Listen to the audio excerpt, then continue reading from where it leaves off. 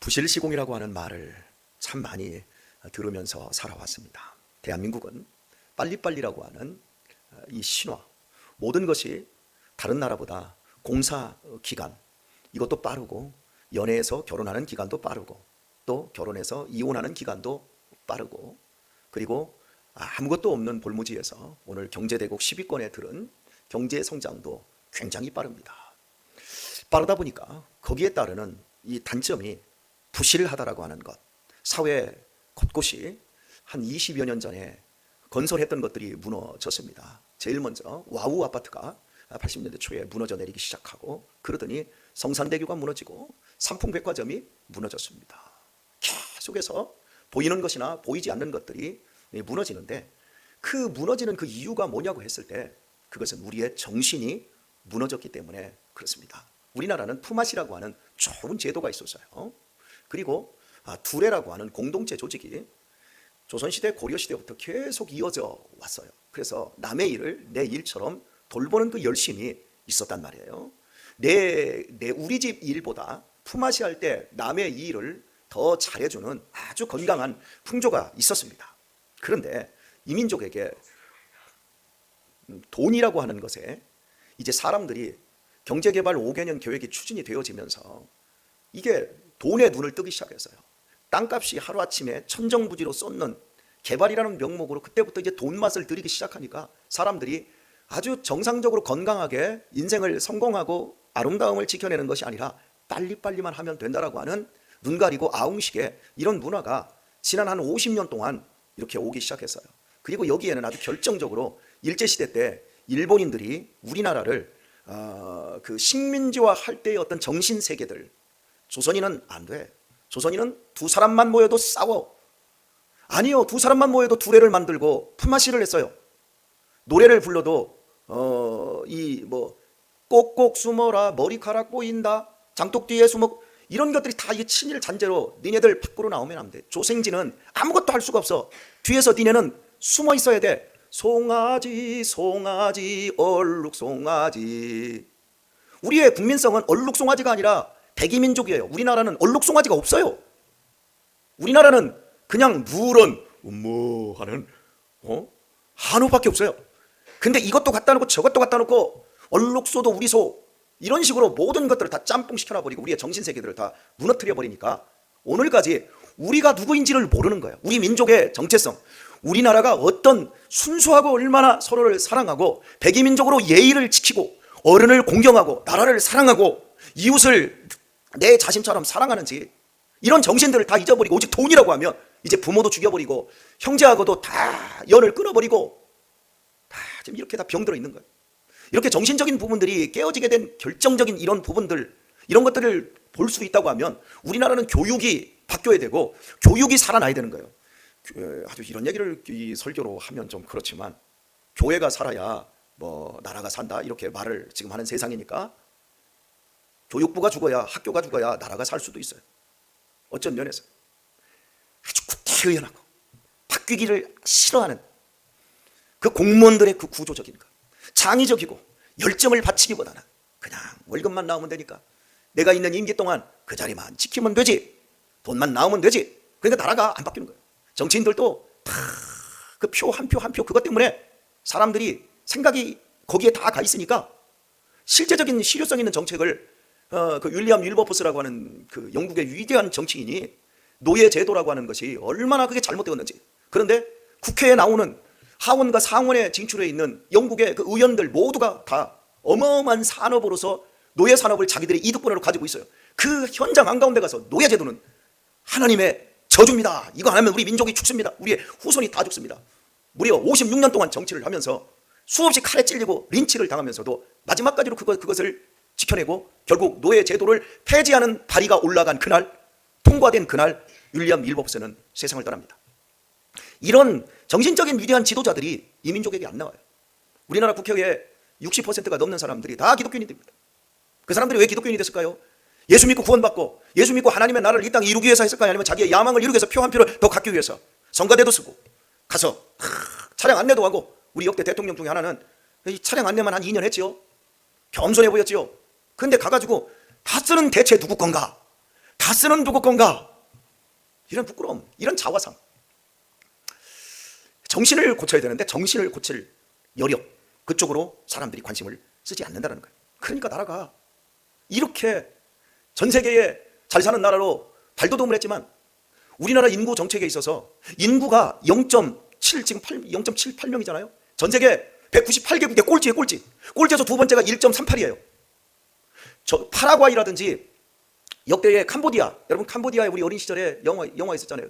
예, 크메르주 정권이 들어와가지고 얼마나 많은 사람, 킬링필드 여러분 기억하시죠? 그 우리 학교에서 우리 보여주고 했었잖아요. 전쟁이 일어난 나라, 이 두 나라 외에는 전 세계에 이 출산율이 이렇게 떨어져가지고 1년에 한 5만 명 낳다가 지금 27만 명까지 이렇게 뚝 떨어진 나라는 전쟁을 겪지 않고는 이 지난 이 인류 역사 동안에 이렇게 떨어진 적이 없고 이 상태에서 5년 동안 이게 회복이 안 되면 나라는 앞으로 50년 후에 인구가 1,500만으로 떨어지는데 지금 5년 안에 이게 조금이라도 회복의 기미를 보이지 않으면 우리나라는 이제 10년 후부터 세금 모자라지요. 연금 대책안 돼. 저 같은 사람 연금 못 받는데요. 이게 실제라는 거예요. 그러니까 지금 지난주에 대통령실에서도 이 부분에 대한 대책, 지난 한 해에 58조를 출산 장려금으로 썼는데 인구는 0.84에서 0.78로 떨어져 버렸어요. 지난 15년간 인구 정책에 쓴 비용이 289조예요. 그런데 떨어져요. 근데 아세요? 생육하고 번성하여 땅에 충만하라. 한국의 기독교인이 1200만이었을 때 그때부터 출산율이 떨어지기 시작하는데 믿음의 사람이나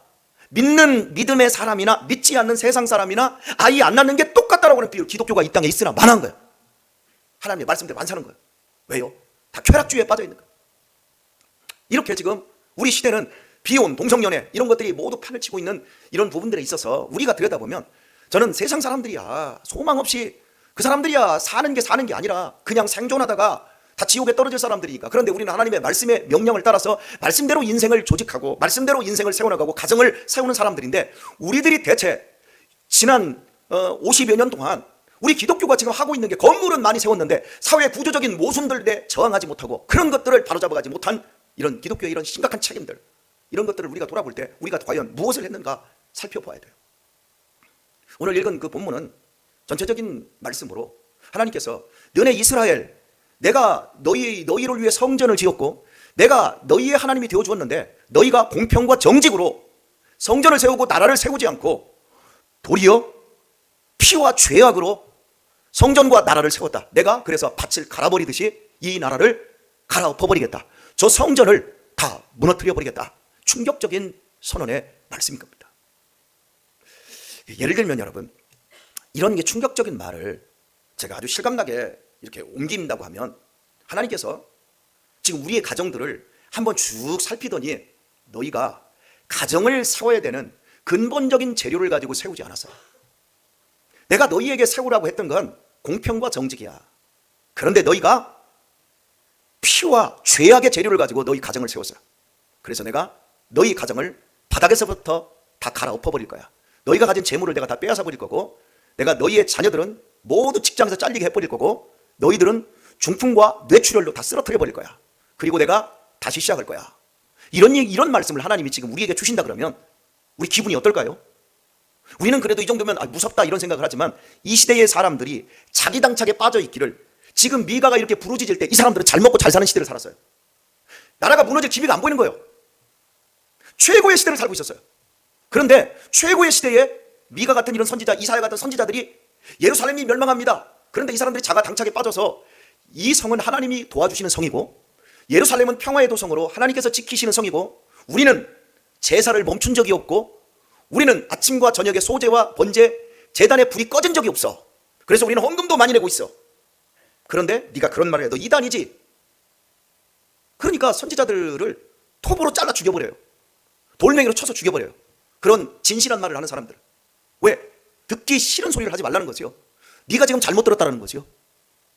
이 말씀이 우리에게는 그래도 예루살렘이 무너졌다는 걸 알아요. 예루살렘이 2번씩이나 무너졌다는 걸 알아요. 2번이나 바벨론에 의해서도 끝장이 나고 로마에 의해서도 끝장이 나고 그런 역사적인 결과들을 우리는 알기 때문에 우리는 이 부분에 대해서 충분히 경고의 말씀으로 동의가 되어지는데 이 시대의 사람들이 이게 경고의 말씀으로 들리는 것이 아니라 미친 선지자가 자기가 누리지 못하니까 시기와 질투에 의해서 이런 소리를 한다 이렇게 생각을 받아들인단 말이에요. 결국에는 하나님이 말씀이 객관적으로 증거돼도 내 속에서 받아들이는 해석하는 것들에 따라서 그 말씀이 변질되고 왜곡이 되어지거든요. 이 대한민국에는요, 두 가지의 교회밖에 없어요. 대형교회와 대형교회를 닮아가고 싶어하는 우리 같은 작은 교회만 있는 거예요.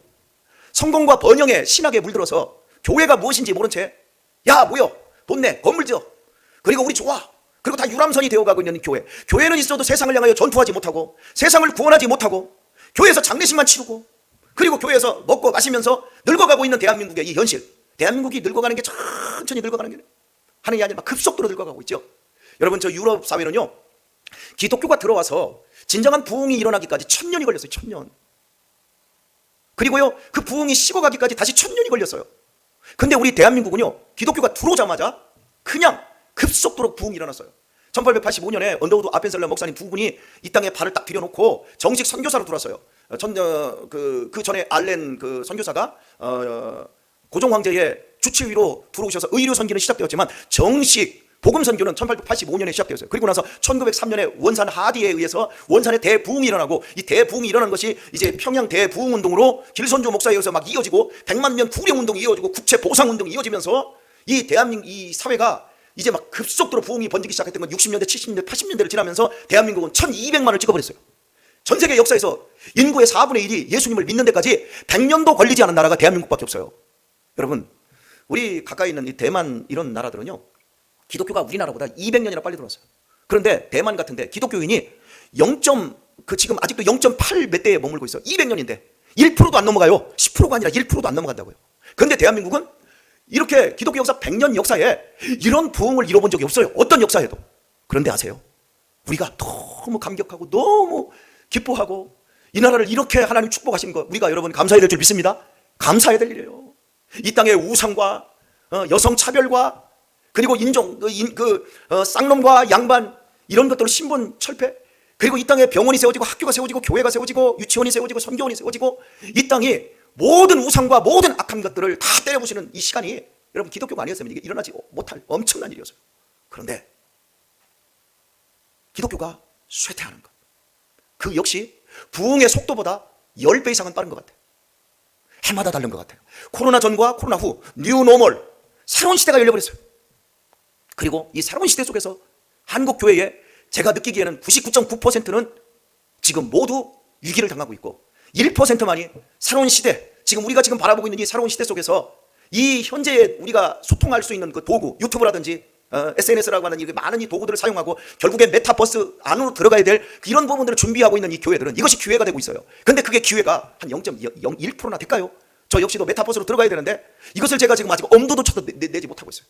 눈으로는 보는데 실제로 지금 들어가기에는 지금 우리 시대가 너무 가파르게 빠르고, 그러니까 비용적인 부분에서도 인력적인 부분에서도 그것들을 감당하기가 어렵다는 이런 사실들 앞에 전통적으로 교회에 목회한 이 교회, 그리고 전통적인 교회 목회를 고수하는 이런 교회들은 앞으로 한 10년 이내에 거의 박물관, 그리고 노인 주간보고센터, 그리고 요양원, 이런 것으로 지금 건물들이 다 바뀌어갈 겁니다. 왜? 지금 다 유럽 사회에 유튜브에 들어가서 영어로 몇 자 딱 교회 매물을 딱 쳐보면요, 유튜브에만 해도 저 영국, 저 프랑스, 저 미국 그런 교회에 예배당을 어떻게 처분을 못해가지고, 왜? 교회 건물들이 각자 지역에, 여기 서정감리교회 같은 교회들이 마을마다 유럽은 하나씩 다 있잖아요. 고딕 양식에 다 있잖아요. 그런데 그게 그런 교회들이 20명 10명 모이니까 관리가 안 되고 그걸 문화재로 지정할 수도 없어요. 그러니까 이런 것들이 지금 그냥 다 썩어가는 거예요. 우리 한국교회도 지금 그런 식으로 나아가고 있는 이런 현실. 왜요? 기독교가 하나의 종교화가 돼버린 거예요. 기독교는 우리의 취미생활이 아니라 생명이에요. 기독교를 종교학적으로 사회학적으로 구분을 해서 이게 크리스찬이티가 그냥 종교지, 실은 우리의 생명이에요. 예수님은 종교의 모습으로 이 땅에 오지 않았어요. 유대 종교라고 하는 사회 속으로 예수님이 뛰어들었을 때는 종교로 뛰어드는 게 아니라 생명으로 뛰어드는 거예요. 여러분 어떻게 생각해 보세요. 내가 사랑이야, 내가 빛이야, 내가 선한 목자야, 내가 포도나무야. 어떻게 이게 종교가 되냔 말이야. 이게 생명이지. 우리의 삶에 있어서 진리를 알지니 진리가 너희를 자유케 하리라. 교회 안에서 종교화시키는 우리의 행위들 그 자체가 삶과 교회를 이분법으로 갈라서, 교회 와서는 크리스찬인데 세상에 나가면 세상 사람하고 똑같은 삶을 살아가는 이 모습. 그러니까 여기에 무슨 생명이 있겠냔 말이에요. 누가 우리를 보고 우리의 삶을 부러워하고 우리의 입에서 예수 믿으면 저주가 끊깁니다, 예수 믿으십시오, 예수가 희망입니다, 이런 얘기를 할 때마다 세상이 어떻게 하겠냔 말이에요. 여러분 넷플릭스에 신이 된 사람, JM에서 정명석이라고 하는 그 아주 그 기독교가 아니에요. 아니, 그런 사입이. 그런데 그 이후에 그 방송이 나가고 나서요, 교회에서 14%가 빠져나갔대요. 어제 그저께 그게 나오더라고요. 어디 나가서 제가 밥 먹다가도 우리 목사들끼리 있어도, 야, 우리 웬만하면 조용히 하자. 조용히 밥 먹고 나가자. 여러분, 이 비극 아세요? 하나님이 땅 갈아엎을지도 몰라요. 이 땅에 생육하고 번성하고 땅에 충만하라. 하나님이 우리 사람들에게 제일 먼저 내린 명령이 뭐냐면 문화명령이에요. 생육하고 번성하여 땅에 충만하라. 기독교인들이 이 땅에서 자녀들을 출산해서 믿음의 세대들을 길러내고, 이게 첫 번째 명령이란 말이에요. 그런데 이 명령을 우리 한국 사회에서 기독교가 가장 융성할 때부터 지키질 않았어요. 그리고 한국교회는 지금 이렇게 쇠퇴하고 세상으로부터 온갖 몰매를 맞으며 부끄러움을 지금 당하고 있는 거예요. 이 수치. 우리 지금 어떻게 가야 될까요? 우리 어느 방향으로 흘러가고 있는지는 우리가 알아야 되지 않겠습니까? 우리 가정들을 무엇으로 지금 세웠나요? 아니, 지금 우리 앞으로 남은 생애를 무엇으로 세우기를 원합니까? 어떤 목표로? 우리에게 주어져 있는 이 한 번밖에 없는 인생을 그냥 먹고 마시다가 죽는 것만큼 불행한 게 없잖아요. 조금만 더 버티고, 조금만 더 건강하고, 조금만 더 건강하고, 조금만 더 건강하지만 결국에는 우리가 가야 하는 곳이 요양원이고, 그리고 숨이 끊어진 것 동시에 냉장고에 한 3일 처박혀 있다가 결국 화장터에서 불질러져서 한번 쭉 보여주면 이만큼밖에 안 되는, 뼈가루밖에 안 되는 우리의 인생, 하나님이 우리에게 주신 인생을 우리는 어떻게 해요? 무슨 재료로, 무엇을 위해서 인생을 우리의 집으로, 성전으로 지어져 가야 될까요? 구체적인 이야기는 이제 내일 이 본문을 깊게 들어가서 하도록 하겠습니다. 저한테 제 아내가 그러더라고요. 당신 설교가 처음에는 잔잔하게 하다가 왜 뒤에 가면 자꾸 피치가 올라가? 귀 따가워가지고 내가 들을 수가 없네. 그래서 제가 이렇게 말을 했습니다. 여보, 귀가 따가울 게 아니라 마음이 따가워야 되는데 내가 여복하면 이러겠어? 그랬더니 제 아내가 저한테 좀 시끄럽게 하지 마. 좀 다정다감하게 좀 해봐. 이렇게 이야기를 하는데 너무 속이 상해서 그래요. 너무 안타까워서 그래요. 저는 우리 한국교회 부흥의 절정기 끝에서 한국교회 어린 시절을 지낸 사람이에요. 조그만 6살짜리, 7살짜리를 교회 어른들이 손을 잡고, 야, 우리 은혜 받으러 가자. 그러면 10리, 20리길을 걸어서 다른 교회에서 부흥회하고 연합집회 한다면 거기 가서 이런 공간에, 이 작은 이 정도밖에 안 되는 그 공간에 400명, 500명씩 막 앉아가지고 이 강단 앞까지 와가지고 다리는 꾹 펴지지도 않고 겨울에 막 발이 그렇게 시려운데 그 마룻바닥에서 거기 앉아있으면요 2시간, 3시간도 오줌을 밖에다 싸야 돼요. 그런데도 은혜를 받겠다고 있고, 겨울에도 이제 창문을 열어젖히고 창문에 매달려서 사람들이 이러고 말씀을 듣고, 제가 이런 부흥을 제가 보았던 사람이에요. 근데 지금 우리 한국교회 빵빵한 에어컨 아래, 히터 아래 꼬박꼬박 졸고 있고, 애들이 웬만하면 다 자고 있고, 교회 오기 싫어하고 부모에게 대들고, 교회 데리고 오는 것조차도 힘들고, 이제 주일학교 명목도 끊길만. 좋은 교재와 좋은 정신을 가지고 있으면 뭐예요? 애를 안 낳는데, 교육할 대상이 없는데 우리 지금 무엇을 위해 기도해야 될까요? 제가 이번에 주삼 돌봄 그 국가적인 그 컨퍼런스에 가서 제가 기독교의 부흥, 기독교의 위기는 항상 어느 시대나 아이들을 죽이는 것이었다고 여러분에게 누누이 제가 설교를 했잖아요. 출애굽 시대에, 모세 시대에 아이들 물에다 집어 던지고 예수님 이 땅에 오셨을 때 2살 아이들 다 죽여버린 것처럼 기독교의 가장 큰 위기는 애들을 죽이는 건데, 기독교 안에서 애들을 안 낳아요. 우리나라에 이슬람이 286만이 들어왔습니다. 그 아이들은요 애들을 무차별적으로 낳아요. 그게 그들의 정책이기도 하고요. 애들을 낳아서 걔네들은 만 13살까지 코란 전체를 다 외우게 시킵니다. 아이들. 그리고 걔네들이 전 세계 어디를 가서도 자기들의 종교 정체성을 바꾸는 적이 없어요. 그런데 우리는 낳아요. 하나만 낳아요. 어린이집에 딱 던져놔요. 우리 인생에서 제자 훈련을 한다면 우리의 자녀들, 우리의 인생에서 유일하게 남길 수 있는 것은 우리의 자녀들이에요. 죄송합니다. 우리 이명계 장로님이 자녀들을 남기셨잖아요. 나중에 보면 뭘 남길 수 있을 것 같아요? 믿음의 자녀, 나와 같은 하나님을 섬기는 믿음의 자녀 남기는 게 크게 우리의 인생에 믿음의 사람들에게 가장 큰 미션이라니까요. 그런데 이제 나이가, 우리 이장로님 그런 또래들이, 우리 아파트에서도 그래요. 장로님들이 자녀들 교회 안 다녀요. 아침마다 골프 가방 들고 가요. 아, 이 정도면 하나님이 축복해 주셨지요? 사람들의 정신들이 썩은 거예요. 그래도 지금 여러분들은 이 새벽에 나와서 기도라도 하잖아요. 오늘 우리에게 가장 필요하고 절대적인 것, 다시금 하나님 우리에게 부흥을 주세요. 우리의 사명이 무엇인지 깨닫게 해주세요. 우리 동민이, 우리 내은이, 니네는 넷은 나라. 목사님이 키워줄게. 내가 인성, 영성, 지성 내가 책임져 줄게. 아멘을 안 해, 저희들이. 다섯은 나라. 여러분, 여기 50이 안 된 분들 하나 더 나서야 돼요. 나라를 위해서, 우리 하나님의 나라를 위해서. 우리 이미경 집사님도 하나 더 나시면 좋은데.